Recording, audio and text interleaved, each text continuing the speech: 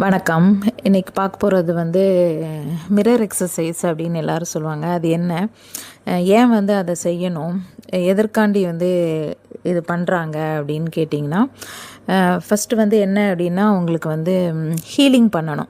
சரிங்களா? ஏன் அப்படின்னா உங்களுக்கு உள்ள நிறைய காயங்கள், பயம், அப்புறம் ஈகோ எல்லாமே இருக்கும். நம்மளுக்கு அது தெரியவே தெரியாது. ஒரு விஷயத்தை நீங்கள் வெளியே தான் பார்க்க முடியும். வெளியவே எடுக்காமல் உள்ளே வச்சுருந்தீங்கன்னா என்ன ஆகும், உங்களுக்கு அது பார்க்க முடியாது. ஸோ பார்க்க முடியாது அப்படின்னு சொல்லும் போது அப்போ அதை எடுக்கிறது யார் அப்படின்னா, அதுதான் அதாவது உங்களுக்கு ஆப்போசிட் நம்ம மிரர் மாதிரி தான் இருப்போம். அவங்கவுங்க ட்வின் அவங்களுக்கு மிரர் மாதிரி. ஸோ நீங்கள் எப்படி நீங்கள் போய் கண்ணாடியில் பார்த்தீங்கன்னா அதுக்கு ஆப்போசிட்டாக காட்டுதில்ல உங்களுக்கு.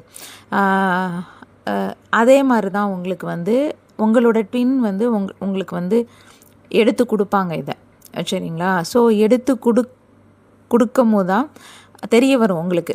நீங்கள் உங்களை மிரரில் பார்த்தா தான் தெரியும். அதேமாரி தான் அவங்க உங்களுக்குள்ளே என்னெல்லாம் இருக்குது அப்படின்னு சொல்லிட்டு அதை தூண்டி விடுவாங்க.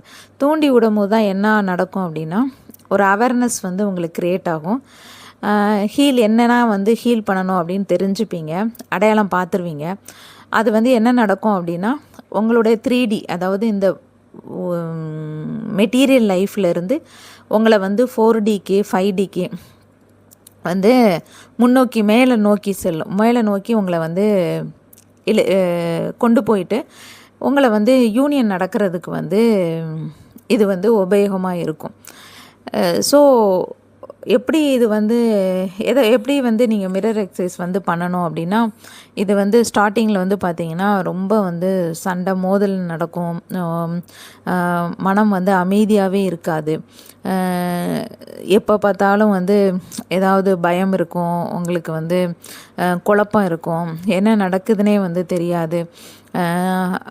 அவங்க உங்களை புறக்கணிக்கிறதாப்புல தெரியும். நிறைய பிரச்சனைகள் வரும். அப்புறம் கார்மிக் பர்டன்ஸ் வரும். ஸோ இதை எல்லாமே நீங்கள் போல்டாக ஃபேஸ் பண்ணணும் அப்படின்னு சொன்னால் இந்த மிரர் எக்ஸசைஸ் பண்ணணும். இந்த மிரர் எக்ஸசைஸ் பண்ணினீங்க அப்படின்னு கேட்டிங்கன்னா, நீங்கள் புரிஞ்சுப்பீங்க எதனால் இது நடக்கு. இப்போ மெயின் காரணம் என்னென்னா, எதனால் இது நடக்கு அப்படின்னு சொல்லிட்டு நீங்கள் புரிஞ்சுப்பீங்க. சரி, ஓகே, இதை என்ன பண்ணலாம் அப்படின்னு சொன்னால், ஃபஸ்ட்டு நீங்கள் இப்போ ஃபார் எக்ஸாம்பிள் வச்சுக்கோங்களேன். நீங்கள் போய் பேச போகிறீங்க, அவங்க புறக்கணிச்சிட்டு போயிட்டாங்க, பேசலை. சரிங்களா? ஸோ என்ன வரும்னா, ஆட்டோமேட்டிக்காக நம்மளுக்கு ஸ்டார்டிங் ரொம்ப கோபம் வரும். அப்புறம் என்ன வரும், ஐயோ இவங்களுக்கு நிறைய யோசனை வரும். அதாவது கோபம் வரும், பிடிக்கலையோ அப்படின்னு சொல்லிட்டு நினைக்க தோணும். ஒவ்வொருத்தருக்கும் ஒவ்வொரு விதமாக தோணுன்னு வச்சுக்கோங்களேன். ஏன்னா உங்கள் ஹீலை பொறுத்து சிலவங்களுக்கு கோபம் வரலாம், சிலவங்களுக்கு பிடிக்கலேன்னு வரலாம். அதுக்கப்புறம் நம்மளுக்கே ஏன் இப்படிலாம் நடக்கு, நம்மளுக்கு மட்டும் ஏன் வித்தியாசமாக நடக்கு, நம்ம ஏன் இப்படி மாறணும் அப்படின்னு நம்மளே நொந்துக்கிடலாம். இப்படி பல இது மேலே எழும்பும். ஒன்றே ஒன்று தான், ஒன்று பேசுகிறல இல்லை பிளாக் பண்ணுறாங்க அப்படின்னா, நம்மளால் மற்றவங்ககிட்ட எல்லார்ட்டையும் இருக்கிறதோட இவங்ககிட்ட டிஃப்ரெண்ட்டாக நம்மளுக்கு கோபம் வரும். ஐயோ நம்மளை விட்டு போயிடுவாங்களோன்னு பயம் வரும். இப்படி பல உணர்ச்சிகளில் வரும். சரிங்களா? ஸோ உங்களுக்கு ஃபார் எக்ஸாம்பிள் இன்றைக்கி நீங்கள் எடுத்துக்கிட்டீங்க, இப்போ இது நடந்திருக்கு அப்படின்னு சொன்னால், அப்போ இந்த உணர்ச்சி உங்களுக்கு மேலே எழும்பியிருக்கு. ஏதோ ஒரு உணர்ச்சி மேலே எழும்பியிருக்கு. அது என்ன அப்படின்னு சொல்லிட்டு இது எழுதணும். ஆக்சுவலாக நீங்கள் எழுதி பார்த்தா தான் உங்களுக்கு தெரியும். ஸோ இந்த என்னென்ன உணர்ச்சி வந்திருக்கு, அதாவது எதனால் வந்தது, அவங்க என்கிட்ட பேசலை, இல்லை என்னை பிளாக் பண்ணிட்டாங்க, என்னை ஒரு துச்சமாக மதிக்கிறாப்புல தெரியுது, என்னோட ரியல் லவ் புரியலை, இப்படி பலவிதமான கேள்வி கணைகள் உங்களுக்குள்ளே எழுந்துக்கிட்டே இருக்கும். உங்களுக்கு கோபமாக வரலாம், எப்படினாலும் வரலாம். ஸோ அதை எல்லாத்தையும் ஒன்று விடாமல் என்ன பண்ணணும் அப்படின்னு சொன்னால், நீங்கள் எழுதணும்.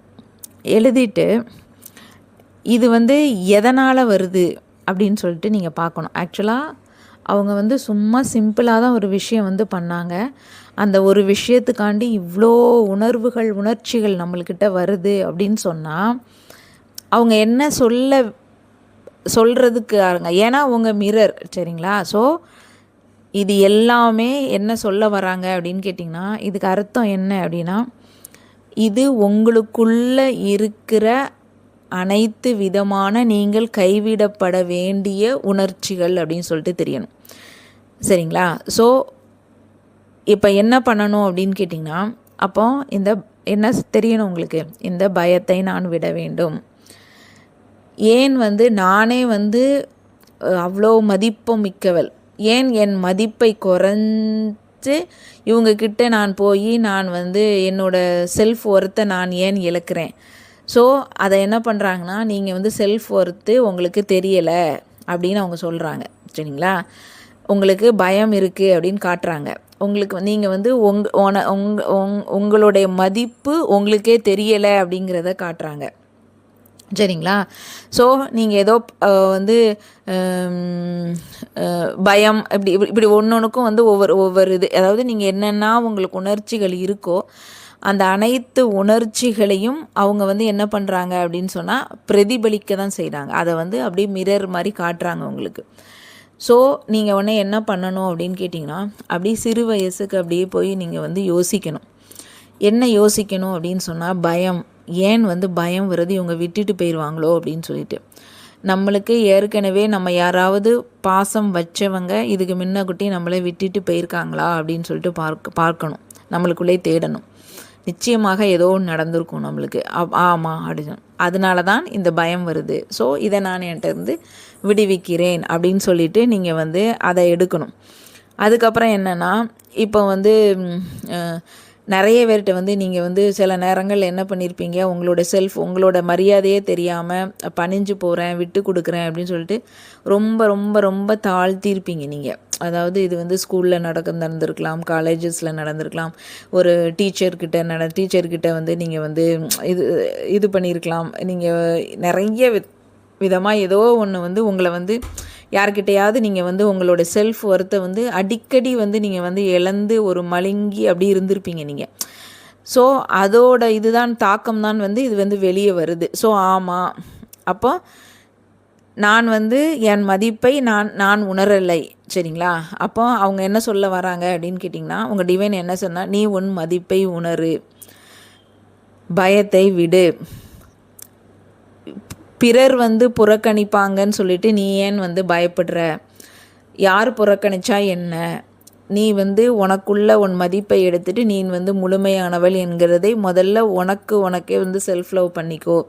இதெல்லாம் அவங்க அப்படியே நம்மளுக்கு சொல்கிறது சரிங்களா.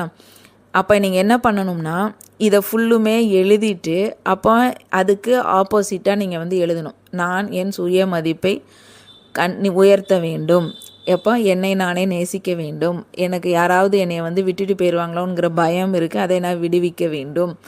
இவங்க கீழே அவங்க இப்போ அவங்க சந்தோஷமாக இருந்தாங்கன்னா எனக்கு கோபம் வருது அப்படின்னு சொன்னால் அந்த ஜெலஸை நான் விட வேண்டும். பொசசிவாக இருக்கிறேனா, எனக்கு மட்டும் சொந்தம் அப்படின்னு சொல்லிட்டு நம்ம நினச்சி இருக்கிறேனா, அந்த குணம் இருக்கா எனக்கு, ஸோ அதை விட வேண்டும். ஸோ எல்லாத்தையும் நீங்கள் என்ன பண்ணணும், இப்படி ஆப்போசிட்டாக அவங்க என்ன ஒரு சின்ன விஷயத்துக்கு என்ன காட்டுறாங்களோ இதை எடுத்து நீங்கள் அதுக்கப்புறம் எழுதணும்.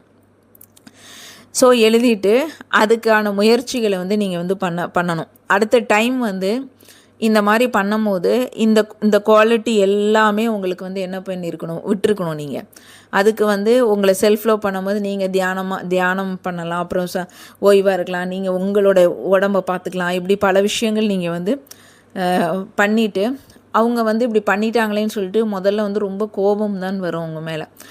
அதை மனதார ஆக்சுவலாக அவங்க மன்னிச்சிடணும், மனதார மன்னிச்சிட்டு அவங்களுக்கு அன்பையும் நன்றியும் தான் சொல்லணும். எப்போதுமே இந்த டிவைனோட ட்ரிகர் அப்படின்னு பார்த்தீங்கன்னா, உங்களை நல்லா புரிஞ்சுக்கணும், உங்களை வளர்க்குறதுக்கு மட்டும்தான் இது எல்லாமே நடக்குது. ஸோ நீங்கள் அவங்கள மன்னிச்சிட்டு அவங்களோட அன்பையும் நன்றியும் தேங்க்ஸ் சொல்லிவிட்டு, அதாவது எனக்குள்ளே உள்ளதை தான் நீங்கள் காட்டுறீங்க சரிங்களா. இது என்னை நான் உள்ளே வளர்கிறதுக்கு எனக்கு மிகப்பெரிய உதவியாக இருக்குது. ஸோ இதுக்கு தேங்க்ஸ் அப்படின்னு சொல்லணும். நான் இனிமேல் இது எல்லாமே நான் மாற்றிக்கிறேன் அப்படின்னு சொல்லிட்டு நீங்கள் வந்து இப்படி ஒன்றா நீங்கள் வந்து இது வந்து ஒரே நாளையில் வந்து நடக்காது சரிங்களா. ஒரே நாளையெல்லாம் எல்லாத்தையும் விட்டுட்டேன் ஒன்றுமே இல்லை அப்படின்னா வராது. நீங்கள் பொறுமையாக இருந்து எப்போ வந்து இந்த உணர்வுகள் உங்களை மீறி வந்து எந்த உணர்வுகள் மேலே எழும்புதோ அன்னைக்கு எல்லாமே அந்த உணர்வுகளை நீங்கள் வந்து நோட் பண்ணி வச்சுட்டு அதை வந்து என்ன பண்ணணும் அப்படின்னு சொன்னால் நீங்கள் வந்து தீர்த்துக்கிட்டே வரணும். அதை வந்து உங்கள்கிட்ட இது பண்ணக்கூடாது. அது எப்போ வந்து நீங்கள் வந்து கண்டுபிடிப்பீங்கன்னா இதை அவங்கள் ஒரு வாரம் கழித்து செஞ்சாலும் உங்களுக்கு வரக்கூடாது. ஒரு மாதம் கழித்து செஞ்சாலும் அந்த அந்த நீங்கள் பழையபடி நீங்கள் போகக்கூடாது. ஏன் ஒரு 4 மாதம் கழித்து செஞ்சாலும் அந்த இதுக்கு வந்து நீங்கள் வந்து போகக்கூடாது. அவங்க திருப்பி திருப்பி அதை பண்ணுவாங்க. ஏன்னா உங்களுக்கு இன்னும் இருக்கா அப்படின்னு சொல்லிட்டு அது வந்து பார்ப்பாங்க சரிங்களா. அது அவங்க வந்து இதை வந்து அதேமாதிரி இன்னொன்று என்னென்னா அவங்க ட்ரிகர் பண்ணுறாங்களா அவங்கள வேணுக்குனே இதை பண்ணணுங்கிற மாதிரி பண்ண மாட்டாங்க. ஆனால் நம்ம தாட்ஸ் என்ன நினைக்கும் அப்படின்னு கேட்டிங்கன்னா இவங்க என்னைய வந்து தெரிஞ்சு வச்சுட்டு தான் என்னைய வந்து வேணுக்குனே வந்து என்னைய வந்து டார்ச்சர் கொடுக்குறாங்க அப்படின்னு சொல்லிட்டு நினைப்போம் ஸ்டார்டிங்கில். ஆனால் ஆக்சுவலாக அப்படி கிடையாது. அவங்க அறியாமல் தான் அவங்க வந்து மிரர் பண்ணுவாங்க. இது பண்ணுறது ஃபுல்லும் டிவைன் தான் சரிங்களா. ஸோ உங்களுடைய செல்ஃபை உங்களை நீங்கள் வளர்த்துக்கணும். 3Dலேருந்து 4D போகணும், 4Dலேருந்து 5D போகணும். இந்த ஒரு கான்செப்டுக்காண்டி தான் வந்து இது வந்து நடக்குது. ஸோ அவங்களுடைய ட்வின் ஃப்ளேமை வந்து குறை சொல்லாமல் அவங்க என்ன வந்து பண்ணுறாங்களோ அதை நீங்கள் எடுத்து எழுதி உங்களுக்குள்ளே நீங்கள் இப்படி பண்ணிக்கிட்டே இருந்தீங்கன்னா இது ரொம்ப உடனே அப்படி ப்ராக்டிஸ் ஆகிட்டே இருக்கிற என்ன ஆகும் அப்படின்னு சொன்னீங்கன்னா உங்களுடைய 4Dக்கு நீங்கள் போயிடுவீங்க. 3Dயிலேருந்து அடுத்த கட்டம் 4D போவீங்க. அதுக்கப்புறம் 4Dயிலேருந்து நீங்கள் வந்து 5D போவீங்க. நீங்கள் வந்து எப்போ வந்து இதில் வந்து முழுமையாகிறீங்கன்னு சொல்லிட்டு அது அப்படியே எனர்ஜி வைஸ் அவங்களுக்கு தெரிஞ்சிடும் சரிங்களா. அவங்க டிவைனுக்கே வந்து தெரிய வந்துடும்.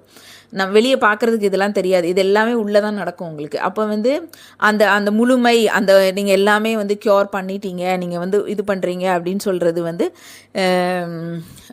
வெளியே அவங்களுக்குள்ள எனர்ஜியாக தெரிய வரும்போது அவங்க வந்து 4D 5D யூனியனுக்கு வந்து அப்படியே மெல்ல மெல்ல வந்து அது வந்து போகும். இதுதான் வந்து மிரர் எக்ஸசைஸ். மிரர் எக்ஸசைஸ்னோடனே நீங்கள் வந்து ரொம்ப பயந்துக்கிட்டு அப்படின்னா எதுவுமே கிடையாது. உங்களுடைய உணர்வுகளை உற்று நோக்குங்க. அது எப்போ உற்று நோக்கணும்னா உங்களுடைய ட்வின்னை வந்து ட்வின்ஸ் எந்த செயல் உங்களை வந்து ட்ரிகர் பண்ணுது அப்படிங்கிறத பார்த்து அதை நல்லா எழுதி அது வந்து அப்போ என்னென்னா பிரதிபலிப்பு உங்களுக்குள்ளே உள்ளதை பிரதிபலிப்பு. அப்போ அந்த டிவைன் என்ன சொல்ல வருது இதை எனக்கு உள்ளே வந்து வளர்ச்சிக்காண்டி ஏதோ ஒரு இன்ஃபர்மேஷன் அவங்க ட்ரிகர் மூலமாக கொடுக்குறாங்க. ஸோ என்ன கொடுக்க வராங்க.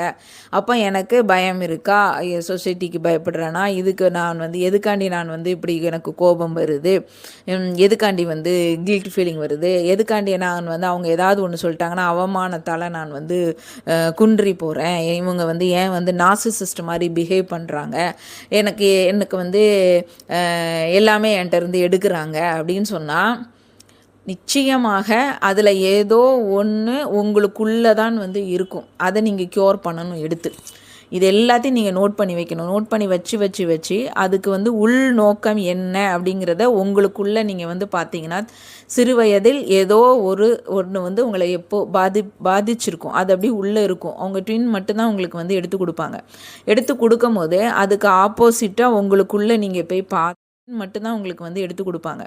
எடுத்து கொடுக்கும் போது அதுக்கு ஆப்போசிட்டாக உங்களுக்குள்ளே நீங்கள் போய் பார்த்து அதோட உள் நோக்கத்தை வந்து தெரிஞ்சுக்கிட்டு உங்களை வந்து வளர்க்குறதுக்கு நீங்கள் வந்து 3D to 4D போகிறதுக்கு 4D to 5D போகிறதுக்கு நீங்கள் ப்ராசஸ் பண்ணணும். ப்ராசஸ் பண்ணும்போது அதான் அந்த ஒன்று வந்து அந்த மன்னிப்பு, சாரி, தேங்க்ஸ் சரிங்களா. இந்த 3ஐயும் வந்து அவங்களுக்கு ரெகுலராக நீங்கள் வந்து சொல்லிக்கிட்டே இருக்கணும். ஏன் அப்படி அதுதான் வந்து உங்களை டக்குன்னு வளர்த்துருக்கிறான ஒரு ஒவ்வொரு நாளைக்கு இப்போ நீங்கள் எழுதுறீங்க இன்றைக்கி அப்படின்னா லாஸ்ட்டு வந்து இந்த ஹோப்பனோமா ப்ரேயர் இதுதான் இருக்கிறதுலே வந்து ரொம்ப உச்சக்கட்ட ப்ரேயர் உங்களுக்கு. ஸோ அதை 3ஐயும் வந்து உங்களுக்கு சொல்லி அன்றைக்குள்ள முடிச்சுட்டு திருப்பி ஒரு வாரமாக அவங்க கண்டிப்பாக அதை ட்ரிகர் பண்ணி பார்ப்பாங்க சரிங்களா. அது நடக்கும், திருப்பி ரிப்பீட்டடாக நடக்கும்.